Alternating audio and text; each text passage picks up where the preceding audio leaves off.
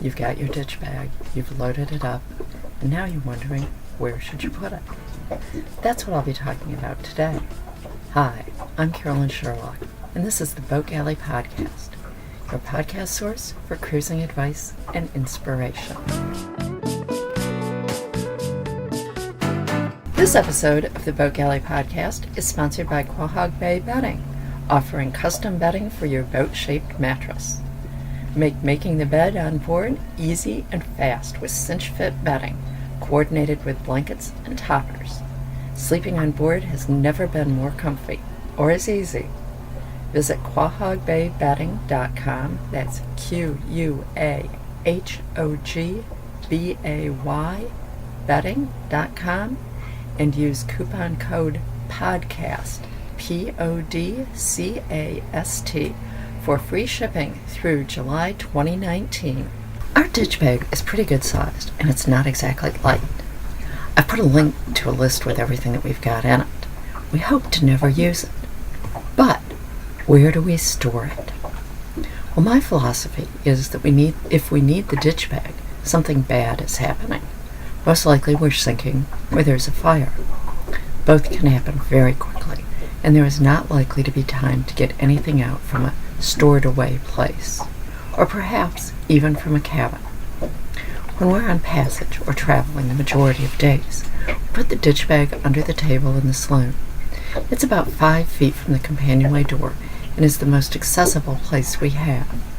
If we stay in one place for a bit, we may move it back to a less accessible place, but get it out again before we get underway. Several more tips for making sure that you'll be able to use the ditch bag and its contents should you ever need it. First, make sure it'll float. It's bad enough if you have to abandon your boat.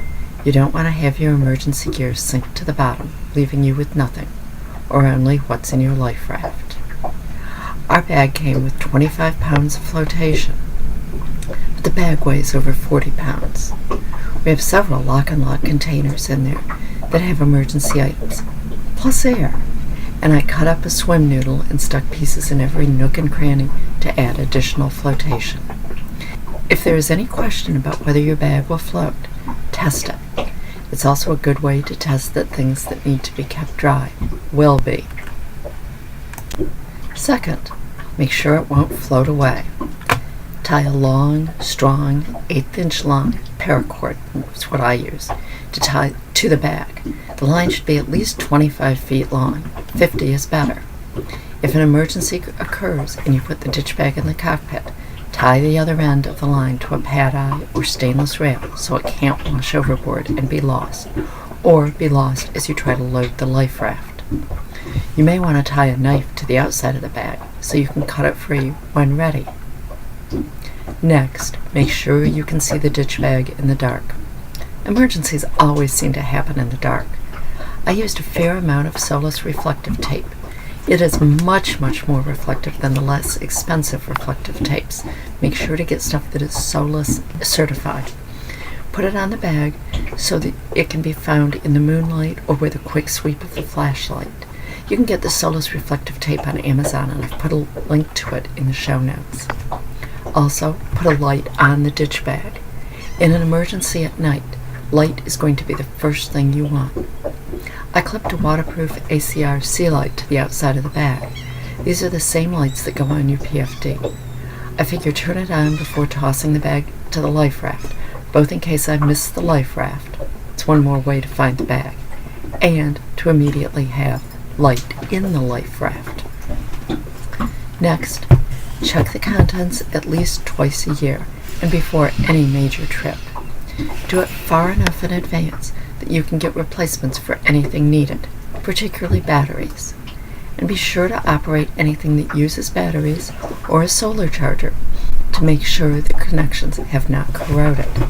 I can't emphasize enough the importance of making sure everything in your ditch bag works. Why have a ditch bag but not know if it will actually work for you? I'll admit it's tempting to try to get by with a less complete ditch bag and not make the effort to put it out where it's easily accessible, or not to check it and replace items as needed. But if an emergency were ever to happen, You really need that ditch bag, and the items in it need to be in working order.